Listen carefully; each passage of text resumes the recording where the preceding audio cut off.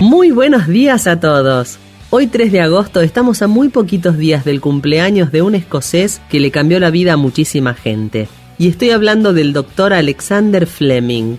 Él fue un médico científico muy famoso por ser el primero en observar los efectos antibióticos de la penicilina. Él trabajaba en un hospital en Londres y para la Primera Guerra Mundial fue médico militar en el frente de Francia, atendiendo en los hospitales de campaña, y se quedó muy impresionado por la mortalidad que generaban las heridas de metralla infectadas.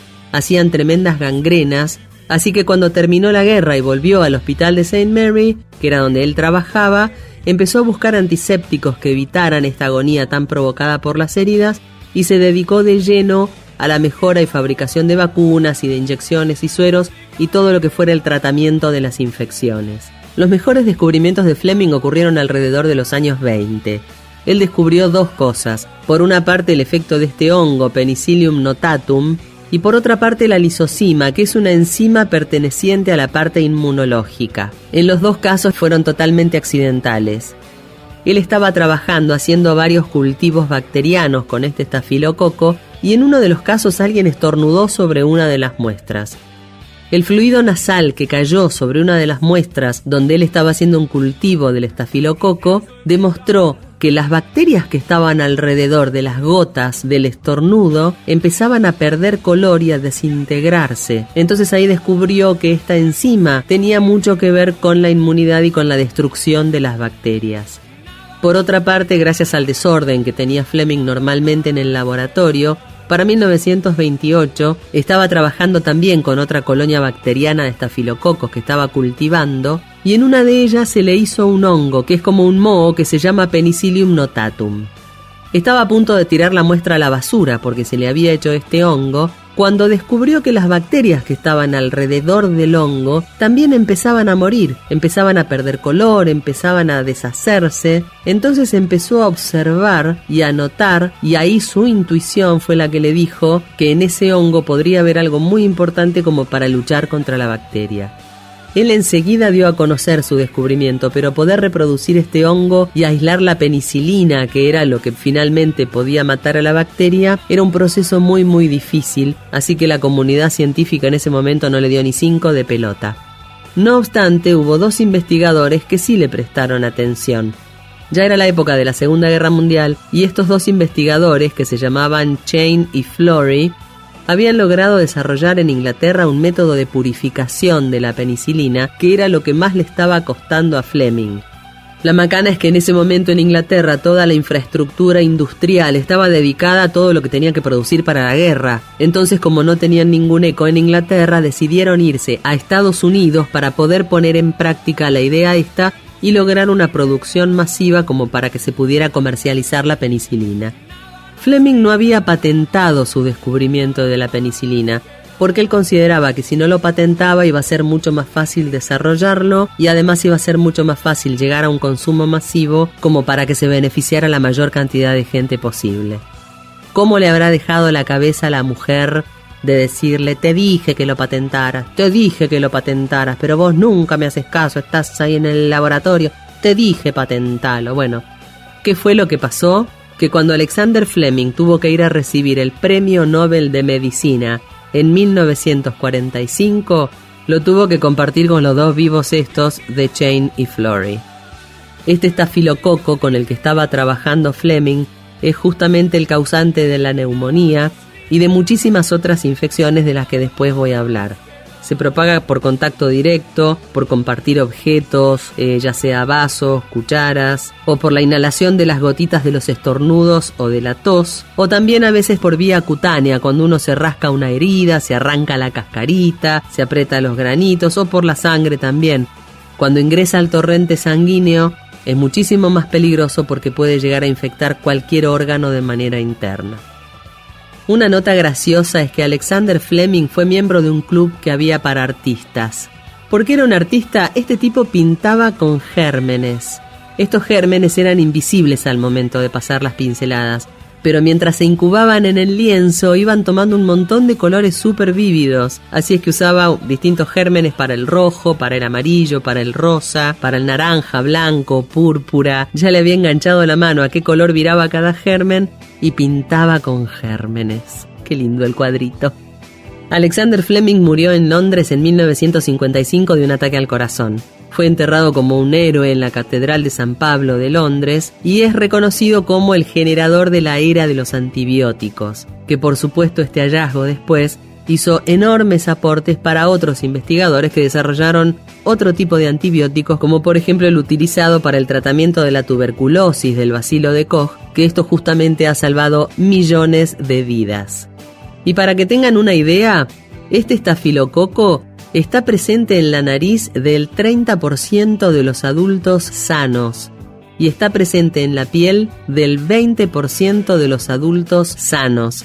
O sea que todos podemos tener estafilococo, salvo que están neutralizados por nuestro sistema inmunológico. Por eso hay que lavarse bien las heridas cuando uno se lastima. Cuando uno se lastima no es cuestión de pasarse la lengua y ya está. Hay que lavarse con agua y jabón, con algo que sea antiséptico. Por lo mismo no hay que arrancarse las cascaritas, por lo mismo no hay que apretarse los granitos, por lo mismo no hay que estar soplándole en el ojo a alguno que le entró una basurita. Tienen que tener mucho cuidado los diabéticos si se inyectan insulina, porque tienen que higienizar súper bien la zona donde se inyectan la insulina y además porque tienen que usar, por supuesto, jeringas y agujas absolutamente estériles. También tienen que tener mucho cuidado con el pie del diabético, porque el pie del diabético, si se lastima, es de difícil coagulación y el pie es bastante propenso a recibir infecciones, primero porque está encerrado adentro de una zapatilla y es un caldo de cultivo fantástico, y por otra parte también es un lugar difícil de higienizar tan seguido como las manos. También tienen que tener cuidado aquellas personas que se inyecten, ya sea porque consumen alguna droga inyectable o porque se inyectan medicamentos, como por ejemplo la gente que se inyecta heparina, en algunos casos de trombofilia de las embarazadas, o gente que necesita anticoagularse, la gente que está en hemodiálisis, la gente que tiene infecciones en la piel, o que tiene HIV, o que tiene infecciones en el torrente sanguíneo. Por eso insisto, no hay que tocarse las lastimaduras, no hay que comerse las uñas, ni los pellejitos, ni de la mano, ni de los pies, y menos si es del pie de otro. No hay que comérselo moco tampoco, y menos si uno tiene ortodoncia, ¿verdad? Porque queda como el moco ahí enganchado en el alambre, y menos si son los mocos de otro también, por supuesto. Y como ya dije, no apretarse los granitos, no soplarle el ojo a alguien si tiene una basurita, y una cosa que hacemos todos, porque es bárbara pero nunca deberíamos, es comer garrapiñadas de los puestos de la calle. ¿Saben cómo inflan la bolsita para llenarla de garrapiñadas? Soplando. Y ahí te tiran un 40% de estafilococos y un 60% de garrapiñadas. ¡Qué rico! ¿Y con qué más hay que tener cuidado para no llevarse este estafilococo? Lugares muy comunes, por ejemplo, aparatos de gimnasia de los gimnasios, teléfonos públicos o teléfonos en general, manijas de puertas, agarres en los transportes públicos, las manijas para agarrarse de los transportes públicos, el botón para avisar de la parada siguiente en el colectivo, los cajeros automáticos. Los cajeros automáticos son fatales en eso. Las puertas de los taxis, los teclados de las computadoras en los ciber, los teléfonos en los locutorios, los botones del ascensor, las manijas de los carritos de los supermercados, el dinero. Hay mugre y hay estafilococos por todos lados. Por eso es bueno o llevar encima un frasquito con alcohol en gel o lavarse las manos correctamente varias veces al día. Tener esa precaución. ¿Quiénes también tienen que tener mucho cuidado? La gente que tiene implantados prótesis o marcapasos, la gente que tiene implantadas válvulas cardíacas, porque todos esos implantes ortopédicos no generan anticuerpos, entonces pueden llegar a albergar estafilococos. Y por supuesto la gente que salió de una cirugía, que tiene quemaduras, que tiene gripe, leucemia o que acaba de ser trasplantada, porque a una persona que va a recibir un trasplante le tienen que bajar las defensas, lo tienen que hacer casi inmunodeprimido para que no rechace el órgano que le están trasplantando. Entonces esa gente tiene que tener más cuidado que ninguna.